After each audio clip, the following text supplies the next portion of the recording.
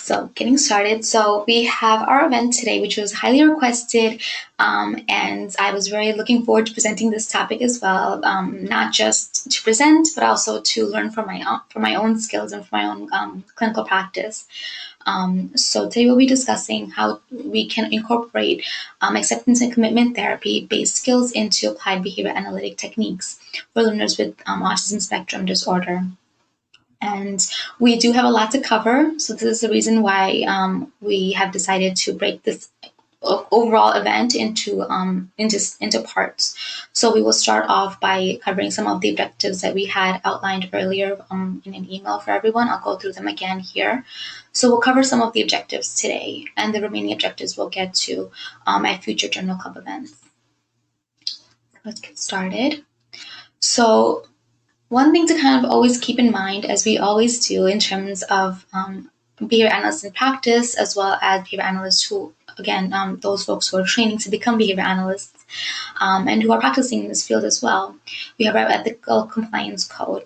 And the code that I wanted to highlight here is 2.03b, which is indicating that in situations where paraprofessional, where we ourselves as behavior analysts are at a point where we find the need to reach out to other professionals in other fields. It's something that we should always do in order to, of course, effectively and appropriately serve our clients. So what this looks like is, again, I'll go into detail about how this looks like with incorporating ACT into our practice, but just even thinking about our learners who are our younger kiddos who we're working on language skills or language communication targets for them in those domains.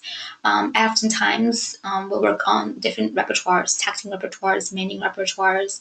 But what we also find at times is we come to a barrier where we're only seeing verbal approximations rather than more closer approximations, and we're trying to see that an issue coming up in our practice. So again, we are not speech therapists, but that is something that we can reach out to and cooperate with them and to get their guidance as well. Same thing with a lot of our learners we will have who may have difficulties with feeding protocols. Parents may have difficulties in those situations. We are not experts in that domain. However, we reach out to other professionals who are experts in that field, and we will reach out to them and cooperate with them as professionals to gain that knowledge from them. So same thing with how we work on some of the special learners that we do have, and we are at crossroads where they have all these different skills that are all wonderful and they're learning so well in all the other domains. However, they're continuing to show difficulties in tolerance, in coping with stress. They're starting to see that, we continue to see that difficulty there. And for me personally, this calls out to me personally so much because as I talked earlier in future, in past events, we've discussed how there are learners who I am currently working with where there are a lot of difficulties in terms of coping with difficulties, coping with stress, coping with, and at times, even though it's not necessarily bullying, but again, starting to see some of those symptoms, starting to see some of those difficulties, and how do I go about, what is the curriculum that do I follow? And that is, again, a way that I reached out beyond what I knew, beyond what I was feeling confident in, and reaching out and learning about that. And this is what I've incorporated into my practice now as well, which is the ACT curriculum. So going on into today's event, the overview of this event is going to be discussing learners with autism and how they experience higher levels of psychiatric concerns relating to increased levels of inflexibility, rigidity, and that growing need to we have a growing need to adapt our empirically based interventions in order to reduce those cognitive and emotional stressors that they may be feeling. I will go into more detail about what exactly the ACT curriculum is, the techniques that are being used with the ACT curriculum in order to help our learners with the diagnosis, and also looking at how the diagnosis overall itself and how it relates to other developmental disorders and how it relates to other neurodevelopmental disorders as well. and also see some of the adaptations of CBT models, cognitive behavioral therapy models, and how they can be implemented and utilized, different modalities. So again, looking at telehealth, this is kind of where the world is right now. ACT itself also has been used via telehealth. And not just with learners, but also with parents. So I'll go into a little bit of research about that as well. And of course, ending off the event overall, maybe we won't be able to get to it today, but at a future event, we want to definitely discuss how the curriculum has been utilized at BIPS, how I've been utilizing this curriculum with my learner, and how it has overall has been used across different learners, different age groups within the company. So we'll get to that as well. Just overall, in terms of objectives, like I said before, that this event is going to be covered in 2 parts.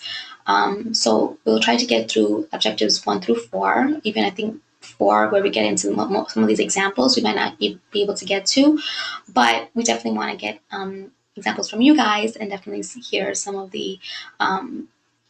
your practices and some of your own experiences with learners, as well as, the ACT curriculum is not just necessarily just for learners with autism. It's not just necessarily for individuals with anxiety. It can absolutely be used for all of us. And, if we read and look into the ACT curriculum, we start to see that this is something I should be incorporating into my own daily life. So definitely want to hear your experiences as we go through it. And so yeah, I'm very excited. Okay. So first we'll get into the autism spectrum disorder because we do not know enough about it. So we'll get into this first. So first and foremost, the characteristics of ASD, right? So we have individuals who are diagnosed with autism, and they present impairments in social interaction, communication, and the restricted and repetitive interests and behaviors that we see. So before I go on any further, I would definitely want to hear from you guys and to explain what exactly do in your experiences, or in what you have learned in your practice so far, in your courses as well so far, what do those restrictive and repetitive behaviors and interests look like? It can be, current experience, it could be past experience, or what you've learned in your courses. Yeah.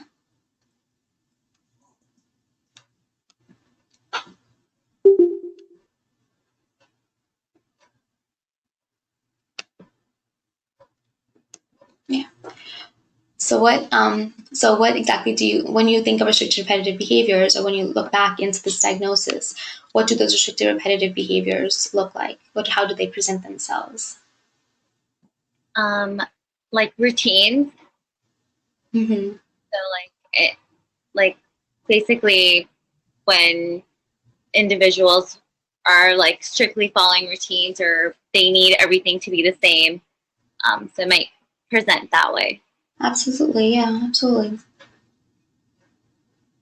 We've had clients that express interest in one specific topic or like a TV show, and we'll continue to watch that or talk about that one show, like let's say Thomas Tank Engine, or yeah, who knows what.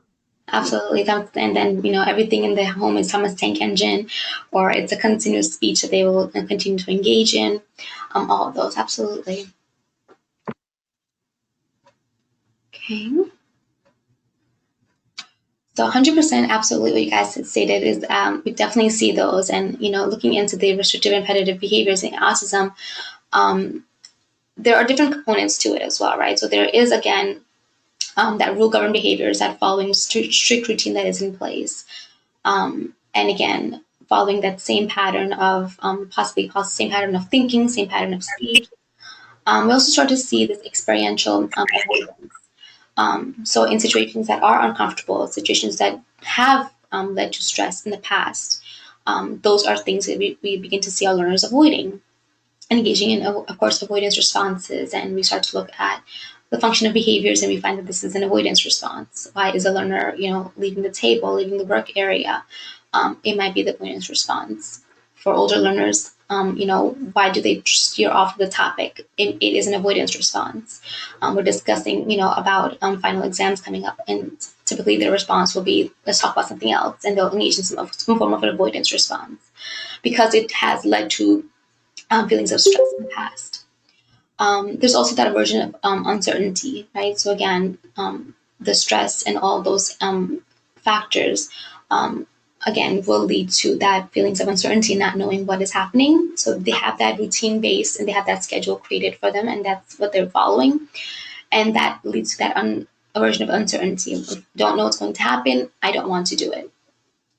Regarding behaviors and also the vulnerability to stress, right? So the more you have that avoidance behaviors, you have that uncertainty, there is also that increased levels of vulnerability to stress. And these core symptoms of autism are related to the core symptoms of anxiety. So something definitely to keep in mind is that, just not looking at just autism in itself, but the symptoms that are present in the diagnosis itself are also core symptoms of other diagnoses as well. So definitely important to look at those. So do you guys feel that these four characteristics that we have here, and these are just some of them that we might see, do you find that these are just in their own domains, or do you think they feed off of one another and they cause one another in a cycle almost? I think that they can definitely feed off each other and become a cycle. Yeah. Yeah, I agree with Brenda, because it's like rule-governed behaviors. If things aren't going according to rules, then you're more vulnerable to stress and more likely to feel stressed when things aren't going the way that you anticipate them to. So Absolutely. So, even if a learner who, a younger kiddo who may have that more of a rule-governed behaviors, and they might have some form of, that aversion to uncertainty, going beyond the rules and going beyond the schedule. In the moment, and it might present as, this is just a description of autism. It's just a symptom of autism, and within this domain. But again, it is that cycle, and when we start to see these behaviors emerge, we want to steer away from and try to help our learners to avoid having to come to a point where then they start to have this entire cycle. So it's very important to keep in mind that it is a cycle, and it is something that begins to feed off of one another, and one leads to the other. If you are engaging in avoidance behaviors, you do present rule-governed behaviors, it will all lead to stress, and it will again feed into uncertainty of aversion to uncertainty, and it's definitely a cycle. So absolutely, I would 100% agree with you guys.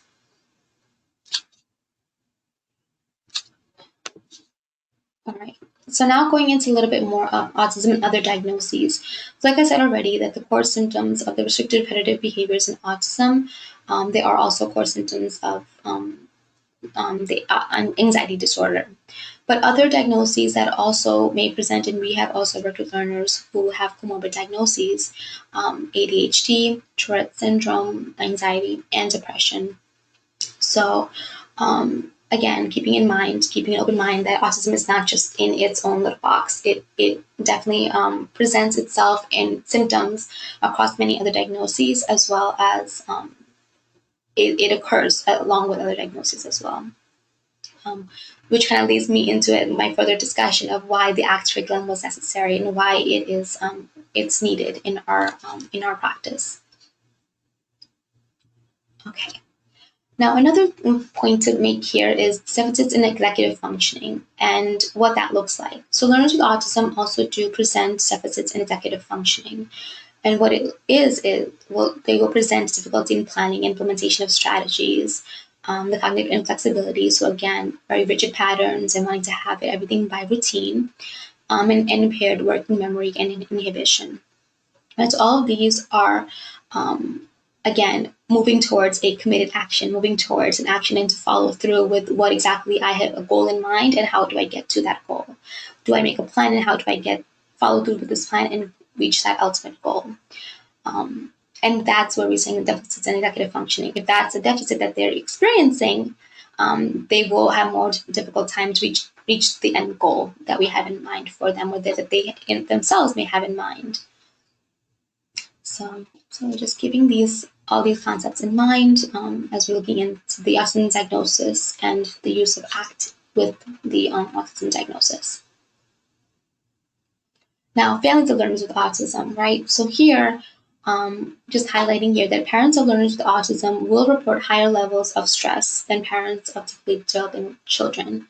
And what we start to see here, and many of you guys, are starting to see, again, with telehealth services, you're starting to see families and you're starting to see parents being more involved in the sessions. And oftentimes we speak about the stress that we even see with parents, even within a half hour or an hour long session. We had the parents involved in the session, and they will start to feel a lot of stress, and they start to present themselves with a lot of difficulties and all these things. As behavior analysts and as case supervisors, we do speak with the parents, and we do have weekly meetings with them oftentimes, and to help them really help them within the world that we're living in right now, and of course helping them understand the diagnosis, of course, but also helping them with giving them the right tools to help them grow with their learners as well, and to grow their own skills in practice as well. But what parents will oftentimes present themselves with is a reduced positive outcome for their children. And oftentimes they start to see that the learners are continuing to engage in difficulties with learning new skills, maintaining skills, generalizing the skills to other environments. They have that reduced positive outcome for their children. They also have this ability, not so sure or undermining their ability to implement the behavior strategies that may be put forth by the case supervisors. And that would also lead into that undermining ability to participate in trainings. So just like as we had the symptoms of restrictive repetitive behaviors in autism, this to itself is a cycle where you have a more of a reduced positive outcome for your learner. You start to find that I won't be able to follow through with this behavior strategy. And I don't think I'm going to be able to participate in the trainings and not be able to follow through with what was suggested in trainings. So it is that cycle, and it kind of, again, feeds into one another. So just keeping the family dynamic in mind too. And the family dynamic is not necessarily just the parents, and it's not necessarily just, the caretakers of the learner. It can also absolutely be siblings.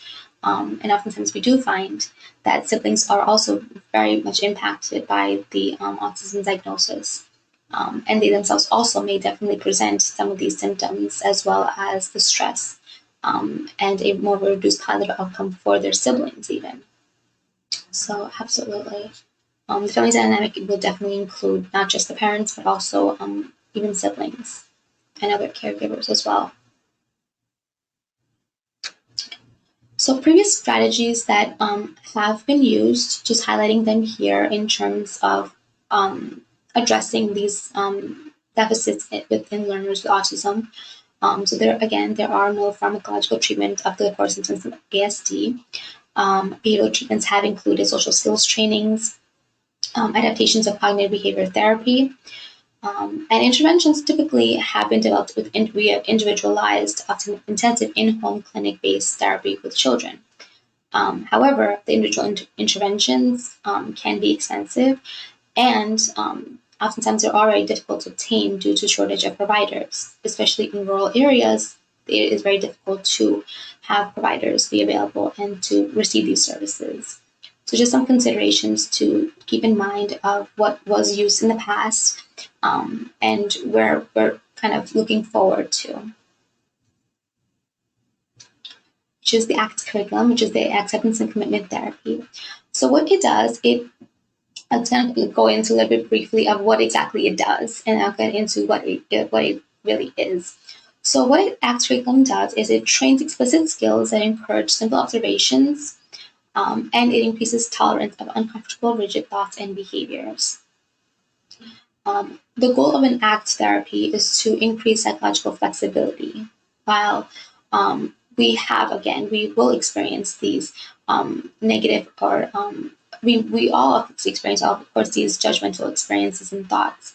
But what it teaches us is, what it trains us to do, is to non-judgmentally experience those thoughts, acknowledge our emotions and body sensations, acting effectively upon situational demands, and working towards the values and goals we have chosen. So again, going back into what exactly the diagnosis looks like, right? So our learners will have a more of a vulnerability to stress.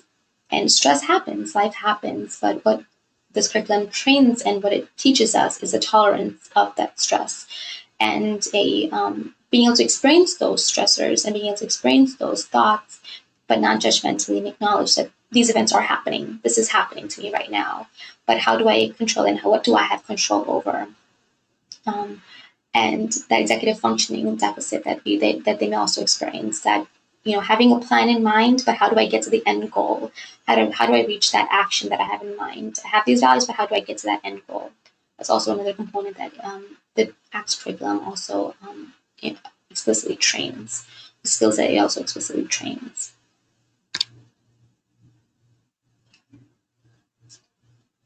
All right. So now what I have for you guys here is a little bit of, let's say, an experience that a learner of autism or an individual, anyone will experience. And on the lighter grade side, we have what exactly does the ACT curriculum do. So an individual is having a difficulty coping with his or her thoughts, emotions, and body sensations. What the ACT curriculum will do and what it's teaching is it will break down those experiential avoidance patterns. An individual is having difficulty with identifying his or her values and staying committed to the goals to reach that action. Right? The ACT curriculum will help to develop, help teach the individual to define the important life directions and act according to them, to identify those values, and how do we act towards that committed action. So for those of you who have experienced using the ACT curriculum, if you would like to give some examples of how you have experienced implementing this with learners and kind of giving not necessarily a name to the learner, but just more of a face to how this may look like in a different age group, or a younger learner, or even an older learner, and how this looks like.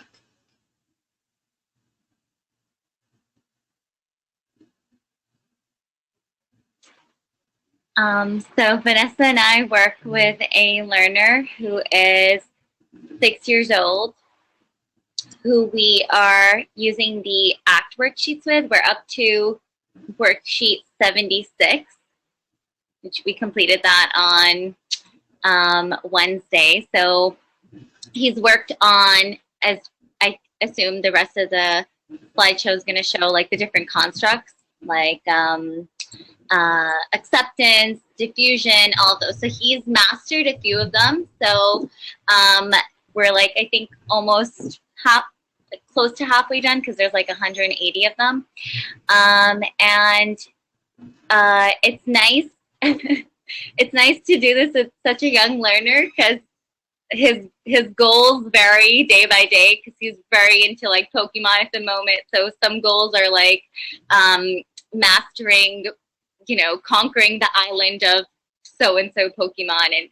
And when we're talking about like the way Vanessa's written the protocols, he has to describe what the construct means and then give an example. So his examples are really funny and really like applicable to like his daily life, like what his goals are at the moment, like conquering the Pokemon island, or like what his values are, to be like a Pokemon master. But aside from that, we'll always encourage him, like, okay, that's the Pokemon stuff, like other stuff, and he'll share like he wants to be a kind human, or he wants to be a good brother, because he knows that stuff that he struggles with.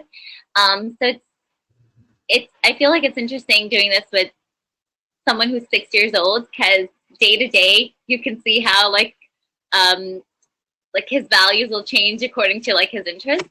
But also it's also really interesting seeing for like other exercises that we've done, how one exercise like weeks ago will affect his response to other exercises like weeks later. So it's like, even though sometimes I'm like, is he understanding what we're working on? He really shows that he does, because he'll understand that we're trying to separate our thoughts from, understanding that our thoughts aren't always the truth. And then he came up with a whole song on how his thoughts aren't like his actual body parts. Like he's like, my thoughts are like not my thighs.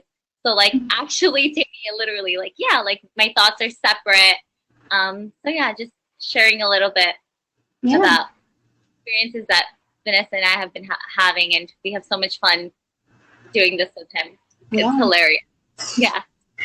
Really, thank you for sharing. And Yeah, I think that really paints a really great picture for, I think, everyone. Just looking at just looking at the acceptance, the construct of just acceptance right now. So absolutely. Thank you. Yeah. First. Okay, so we'll get into what exactly ACT is, right? So what is the ACT curriculum, and what are these worksheets that Maria just mentioned? So what ACT does, and I apologize if this is not big enough or not very prominent enough on your end of the screen, but it looks pretty on my end. So we have this psychological inflexibility that learners or individuals will face, right? So there is psychological inflexibility that exists. And what that looks like is that there will be limited self-knowledge, lack of values and clarity. There will be a lack of action. Again, there is this idea that this is what I want to do, but lack of action to get there. There's more of an attachment to the conceptualized self. There is a cognitive fusion. So all of these thoughts and feelings, I think, is just combined, and it becomes overwhelming. And again, the experiential avoidance that they will present with. That is what our learners will present. These are the kind of the constructs that they are currently presenting with. And what our goal is to have them to a point where they are engaging in psychological flexibility, where all these components that I had highlighted earlier, they are now turned into more of those positive constructs, where we have now, instead of a limited self-knowledge, we now have instead a contact with the present moment. That there are some things that we just don't have control over, but we have control of what we are doing right now and where we are right now. And acceptance of our values, and having an idea of our committed action. So instead of having difficulties to reach that goal, we now have a committed action of how can I get to that point. Perceiving self as a context, right? Or also engaging in defusion and acceptance. So all of these concepts that we have here highlighted earlier on this slide, that's psychological inflexibility. And our goal through the ACT curriculum is to reach psychological flexibility, where we are able to maintain and teach and develop these skills in our own repertoires for our learners. And as you guys will see, and as Maria also mentioned already, the acceptance, diffusion, all of these concepts that I have highlighted around this hexaflex are all constructs that are being taught, explicitly being taught with the ACT curriculum. Right. So before I get into a little bit more of the specific components of the ACT curriculum or hexaflexes that exist, just a little bit of an idea here of what all of them develop and what they do, how all together, just not looking at them separately, but all together, what do they do, and how teaching of these different constructs, what does it develop in our learners? So overall, what it is doing is it helps us create a rich, full, and meaningful life while accepting the pain that life inevitably brings. So I'm trying not to be negative on this end, but life happens, and difficult things do happen. But how do we continue to have a meaningful life while accepting these factors that exist? And we develop with these constructs of mindfulness skills, which is a way to develop psychological skills that will help handle painful situations and thoughts and feelings, understanding ways to ensure negative thoughts and experiences have much less of an impact on and influence on us. They exist, but they have less of an impact and influence. And help also to clarify our values so that we can, again, begin to take action towards those goals that we have in mind for ourselves. Whether it's, obtaining, taking over the Pokemon Island, or, all these other concepts that, ways that we're teaching them. How do we reach to that end goal? Okay. So now going back to those core constructs, or those core therapeutic processes of ACT. And I'll highlight them all here. So we have contacting the present moment, diffusion, acceptance, self as context, values, and committed action. And I'll get into each of these in more detail now. Okay. So context in the present moment. So this is the act of consciously paying attention to our here and now experiences, and instead of drifting off into our thoughts or operating on automatic pilot. Right. So instead of seeing ourselves as a more of a where I want to be and what I want to achieve, and looking more into what exactly is happening here and now, and how can I help myself addressing the situation that I'm dealing with in the moment. Then we have diffusion, which is the act of seeing our thoughts or for what they are, and nothing more or less than just words or pictures or thoughts. That's all that they are. Then we have acceptance, which is the act of opening up and making room for painful feelings, sensations, urges, and emotions.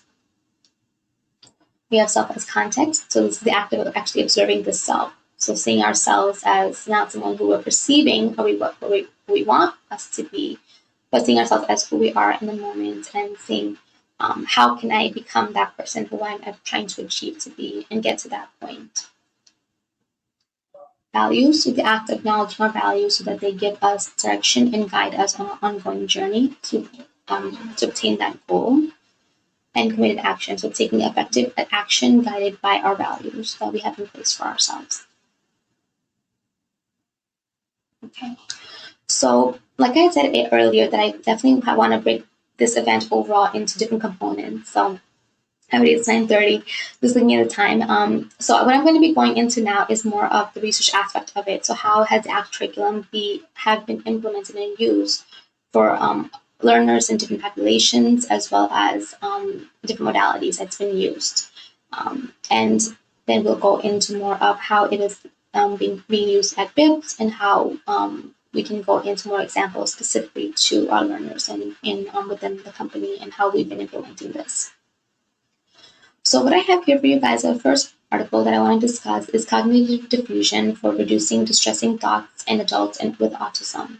So again, cognitive diffusion is the concept that is being taught to understand that that our thoughts and feelings are nothing more than just thoughts and feelings, and they're nothing more than just words and pictures.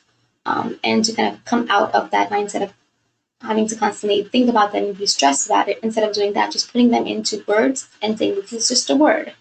Something that's really stressing me, it is just a word. That's cognitive diffusion, and to understand that this is just a word or a picture that exists, and it does not need to necessarily influence me as negatively as it is right now. So I want to look into how this strategy has been used for reducing distress for adults with autism.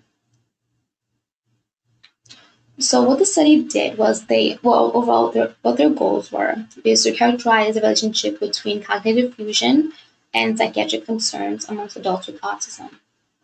Right, so cognitive fusion is the psychological inflexibility, right? So where we want to try to achieve diffusion.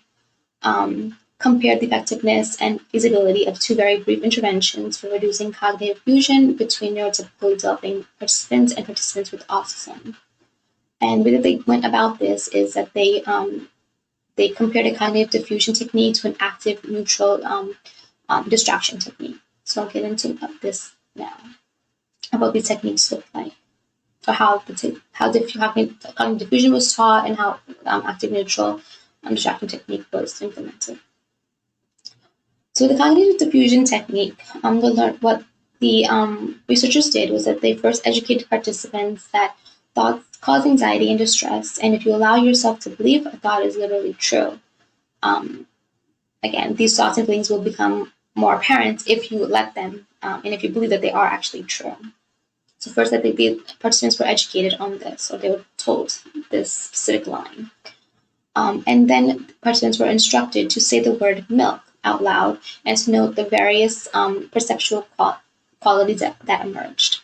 So the reason why they had used the word milk was, again, that they had chosen specific words that were something that was stressful for them. And this was one of the words that the participants, that they chose, which was milk. And they asked them to say the word out loud and to, again, note what were they starting to feel. They allowed the participants by having them repeat the word milk out loud repeatedly and as quickly as possible for 30 seconds, along with the experimenter, and to note exactly what happens after 10 seconds, after 20 seconds, And then the experimenter instructed them to speak louder and faster. So again, repeating milk, milk, milk, milk, milk, milk, milk, milk, louder and faster for 30 seconds. And so again, ask 10 second mark, how are you feeling? 20 seconds, what are you feeling? And 30 seconds, what are you feeling? And then inform participants that this skill can be used for distressing thoughts and were reminded of the one-word thought that they initially chose. So after they went to this technique, or this kind of diffusion technique, at the end of it all, the participants were asked, or told rather, that this is a technique that you can use to overcome that distressing thought. And again, to think about what was that word again that we were talking about. As you guys can imagine yourselves in your own daily life too, when you repeat a word for long enough, it loses meaning, and it loses. It's even if you write the word long, enough times. If you write the word diffusion enough times, you start to see, what exactly does this word mean? Am I writing it correctly or not? It loses meaning. It loses value. So that's exactly what happened here. Word that was distressful, simple of it being milk, it very soon it began to lose meaning after being repeated so many different times.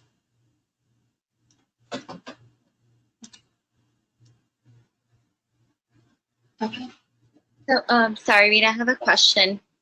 Sorry. At the end, they said they were reminded of the one-word thought they initially chose. So, what did they have to think of a thought and then repeat the word milk and then revisit that one-word thought? Or I'm a little confused on what the one-word thought was. Yeah, so they were reminded of the one word thought that they initially chose. So they initially had chosen the milk as the one word, and they were reminded again after this exercise. At the end of it all, they were reminded again, what was that word that you had chosen initially, and it's milk. And to again see that in the beginning how they were feeling towards it, or at the end of this exercise, what was that word again, and what are your feelings towards that at this point after having it repeated 30 million times? What are your feelings? Yeah. Got it. Thank you. All right. So then we have the thought distraction technician. So again, they were comparing the cognitive diffusion technique to this thought distraction, or the neutral distraction technique. So here what they did was, again, they read the rationale to participants, explaining that thoughts are the cause of behavior and feelings, and that becoming overwhelmed by negative thoughts is the root of suffering. So negative, but that's what they were instructed. And then participants were told to say the word milk out loud and to note various perceptual qualities that emerge. So qualities like cold, creamy, white, characteristics that would compare to the word milk. Then they allowed them to practice by giving participants a handout with two simple geometric shapes and instructed them to say the word milk one time and to not think about anything related to milk, and instead pay attention to pictures of the shapes. So if we look at pictures of the geometric shapes that are on the page. After this condition, they informed the participant that the skill can be used for distressing thoughts and were reminded of the one-word thought that they initially chose.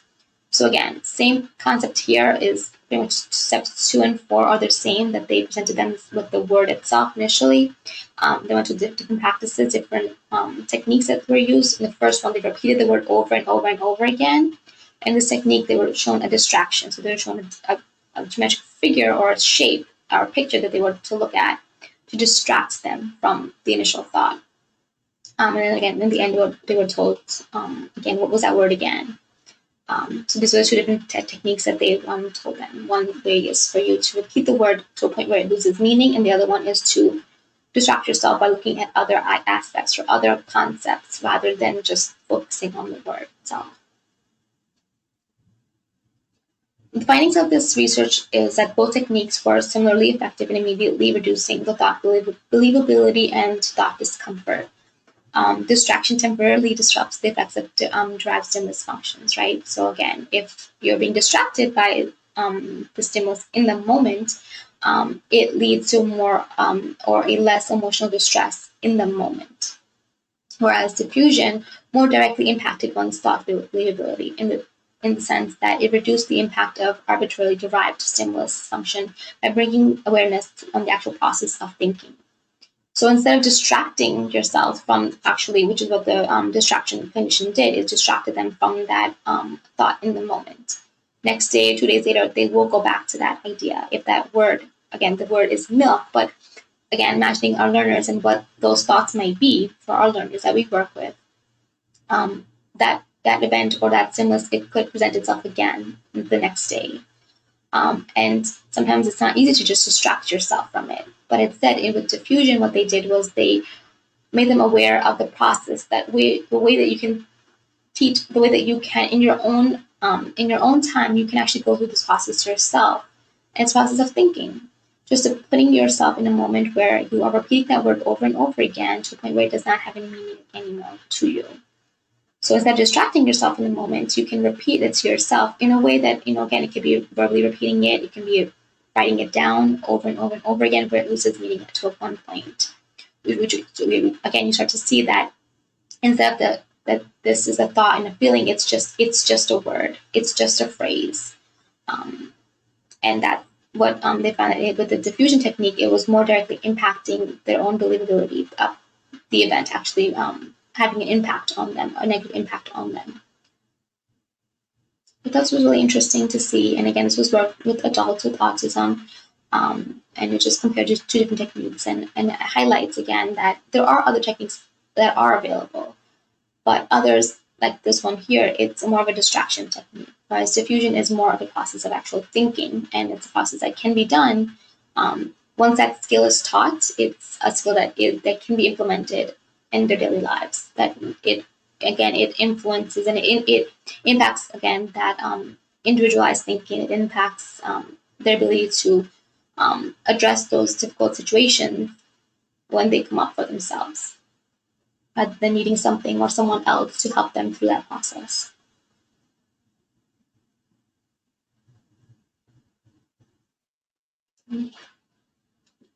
All right, so now we have a study here that looks at the outcomes of acceptance commitment therapy-based skills training group for students with high-functioning autism spectrum disorder. And this was a pilot study that looked at the ACT training. So what they did here was the study goal itself was to evaluate the feasibility and outcomes of a modified ACT protocol for adolescents and young adults with high-functioning autism. And they conducted a 6-week ACT-based skills training program, which consisted of short opening mindfulness exercises, review of homework assignments, instruction of the themes of the particular session, practice of the next mindfulness exercise, and then review of the new assignments. So it's very similar to what Maria, you had highlighted earlier of that 180 worksheets that are being implemented. This is similar to that, where we have these exercises that are being used, and the learners in this study, they had those actual homework assignments or those skills that they were being taught, and they had regular sessions on a 6-week duration. And they would be taught a specific skill or a specific exercise, and they would have homework assignments that were being given to them to be able to practice this, not just in the session, but again, outside of that session as well, in their own daily lives and at home as well. And this was again looking at the feasibility and the outcome of this modified protocol for adolescents. The findings of this study was that it had a good treatment feasibility, it was observed, and with positive outcomes in measures of stress, hyperactivity, prosocial behavior, and emotional symptoms. The overall treatment satisfaction was reported to be high in the skills training group, and it was overall decrease in self and teacher-reported stress, hyperactivity, and emotional symptoms in skills training group as well. So again, going back to, this is not just necessarily for our learners. Oftentimes we find that the ACT curriculum, as we are teaching it ourselves, we're learning it as well ourselves too as we're going along, and it impacts us as well. It impacts our own stress as well as we're going through it. And it observed an increase in self-reported prosocial behavior in the skills training group in the participants.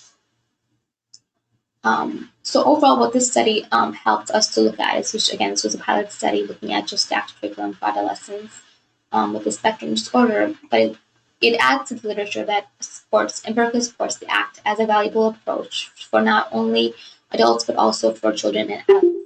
So again, the first research was done with adults. This is with adolescents and children with the diagnosis. Just adds to that empirical support that we have for the ACT curriculum being implemented within our practice.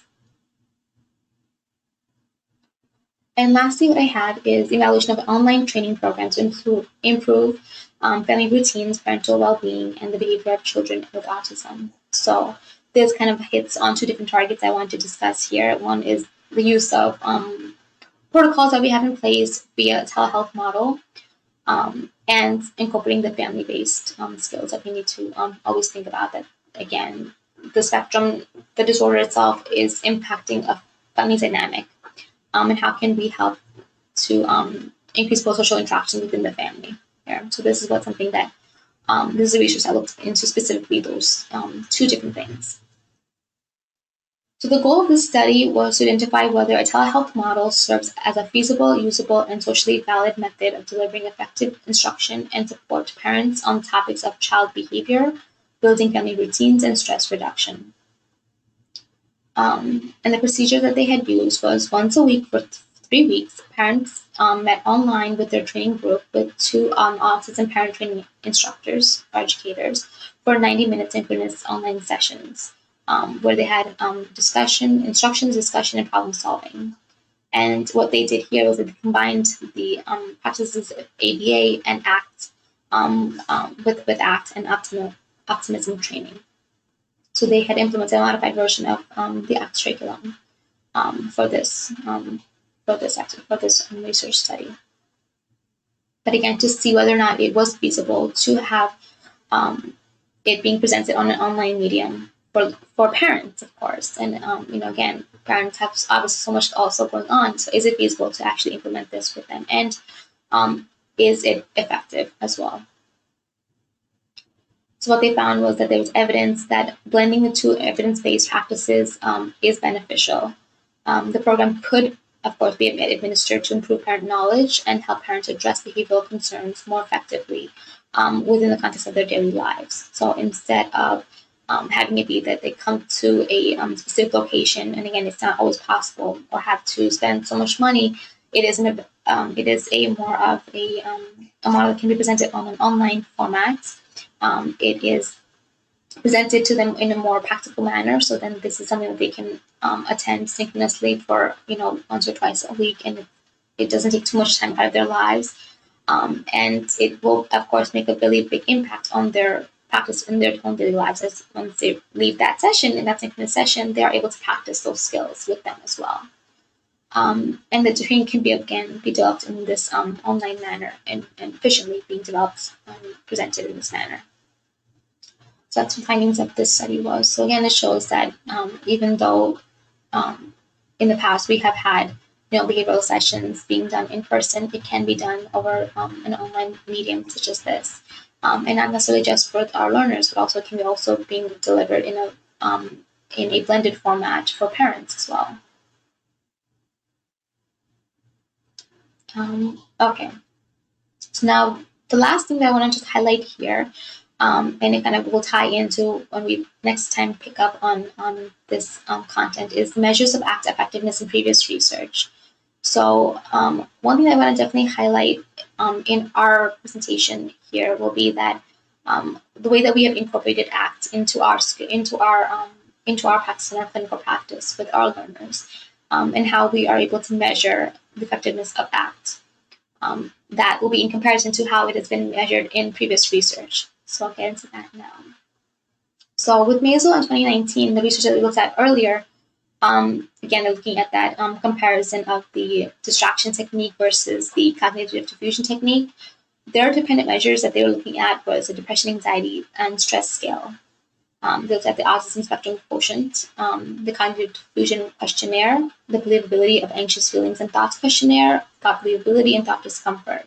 So this was their measure that they were looking at for their learners, and this is what they compared pre and post to, of how were these their scores on these different concepts before and after. With Pahnke and colleagues in 2014, their research again was looking into adolescents with autism to compare again that it can be done with adolescents as well as adults.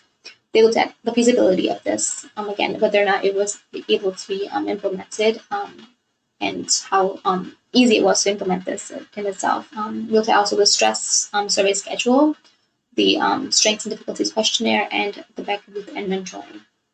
So this was their dependent measures, looking at how, again, more of a pre and post design. And Penfather and colleagues, again, with the parents' reports that we looked at just now, they looked at this based off of the strengths and difficulties questionnaire, which was a parent report, the parental stress scale, daily coping inventory, and parent knowledge test. And this was their way of measuring the effectiveness of the act. So next time when we do pick up, and I'm surprised that I do have 8 minutes left, that we will be able to look at how exactly was this, how is this actually being implemented at BIPS, and how are we able to implement the same strategies and the same techniques, but in a more of a behavior analytic nature, and presenting it in a very easily presented format for our learners, and the way that we can do so using the principles of ABA that we know. And so yeah, get into that in the next event. But any questions that you guys have, any thoughts, any questions, any things that you definitely want me to bring up next time in our talk? Oh, go ahead. Yeah, I want to know, maybe next time, I know Maria discussed using these different points in the session. So maybe how we implement these different parts of the ACT protocol and training. Yeah, absolutely. Sounds good. I also just want to mention that, Rita, I really appreciate that you're ending on a discussion of the dependent variables in the recent research that has been done on ACT. That I know that Maria and others at BIPS have had experience with using ACT, and our dependent variables have been very different, right? So I think it's going to be really nice to go from the description that you've given of the processes and the research that has been done with the dependent variables that you've mentioned here, which are pretty much for the most part, self-report measures, right?